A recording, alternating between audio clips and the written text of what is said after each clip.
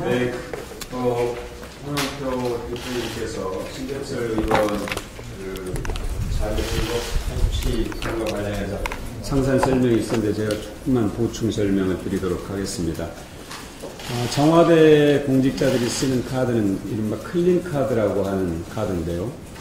이 클린카드가 결제가 가능한 그런 업소가 지정이 되어 있습니다. 그러니까 예를 들면 유흥주점이라든지 또는 이 대상에서 벗어난 그런 업소는 이 클린카드로는 아예 결제가 안 되는 것입니다. 그런데 마치 이것이 불법적으로 결제가 되는 것이냐 지금 현혹하고 있는데요. 예를 들면 야간에 사용했다거나 또는 주말에 사용했다거나 이거는 청와대 공직자들은 사실 밤낮 없이 예를 들어서 국회가 열렸다, 밤에 심야에 열렸다 그러면 정무 수석실의 공직자들은 국회가 끝날 때까지 야간에 일을 할 수밖에 없습니다. 또 외국에서 요인이 왔다, 우리가 밝힐 수 없는 어떤 접촉을 하는데 미국에서 굉장히 고위직 인사가 비공개로 우리나라를 방문했는데 그 인사를 만났을 때 어디에서 만나겠습니까? 예를 들면 호텔의 음식점이라든지 그러면 그 지출이 될 텐데 여기는 마치 그게 고급 무슨 음식점에 가서 카드를 사용하는 것이냐 왜곡하고 국민들을 현혹하려고 하고 있는 겁니다. 정확하게 기자 여러분들도 이 부분에 대해서 이해를 해 주셨으면 좋겠는데요. 밝힐 수 없는 그런 부분이 있습니다. 그것은 명백하게 국가 기밀에 해당하는 겁니다. 그러니까 그것을 세세하게 밝히지 못하는 그 사실이 있다는 것을 잘 이해를 해 주셨으면 좋겠고요. 이건 명확하게 국가 기밀 불법 탈취 사건이다. 이렇게 정의를 하는 게 맞겠습니다. 그리고 자유한국당이 김경수 경남지사를 국정감사 증인으로 지금 신청을 했는데요. 특검 조사를 통해서 김경수 지사의 혐의를 사실상 특정하기 어렵다 하는 것이 드러났습니다.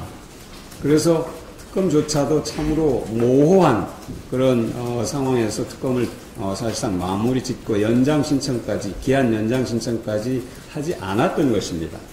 국정감사를 또 김경수 지사 망신 주기 장소로 악용하려는 정치적 의도를 갖고 있는 것으로 보여서 대단히 유감스럽고요. 물론 우리 당이 증인 신청에 동의할 리가 없습니다만은 자유한국당이 이런 시도를 중단할 것을 다시 한번 요청드립니다. 오히려 국정감사에서는 특검의 위법성 여부 그리고 특검 사무소 앞과 구치소 앞에서 발생한 폭력 사태의 진상을 밝히는 것이 더 시급한 일이다. 다시 한번 강조를 합니다. 가짜뉴스와 관련해서 이 심각성을 이제 미디어들이 관심을 갖고 추적하고 보도하고 있어서 다행스럽게 생각합니다. 그러나 저는 이게 이제 시작이다 이렇게 보고 있고 자유한국당도 가짜뉴스를 근본적으로 뿌리 뽑기 위한 국민적 요구 이 대열에 동참할 것을 이제 촉구드립니다. 관련해서 구글 코리아와 같은 인터넷 글로벌 기업들이 사실 세금을 제대로 내지 않고 있다 하는 지적들은 오랫동안 있어 왔습니다. 그래서 영국에서는 이미 구글세를 도입을 했고요. 유럽에서도 EU에서도 유럽에서 올린 매출의 일정 부분을 세금으로 부과하는 방안을 발표를 했습니다. 국내에서도 저는 이제는 이런 어떤 우회 이익에 대해서 명확하게 과세를 할 때가 됐다 하는 점을 분명히 말씀드리고, 또 하나는 이 인터넷 글로벌 기업들이 교묘한 방법으로 국내 규제를 회피하고 있습니다. 그래서 사실상 국내 기업들이 역차별당하는 모순적 상황이 발생하고 있는데요. 글로벌 기업에 대한 공평과세, 공정한 규제가 반드시 이루어져야 된다. 이 점을 강조를 합니다. 그렇게 해서 사실상 작년에 구글이 국내에서 올린 매출이 약 5조 원에 이를 것이라는 그런 추산도 있습니다. 근데 사실 이것에 대해서 거의 우리는 얼마나 매출이 있었는지, 얼마나 수익이 났는지조차 파악조차 못하고 있습니다.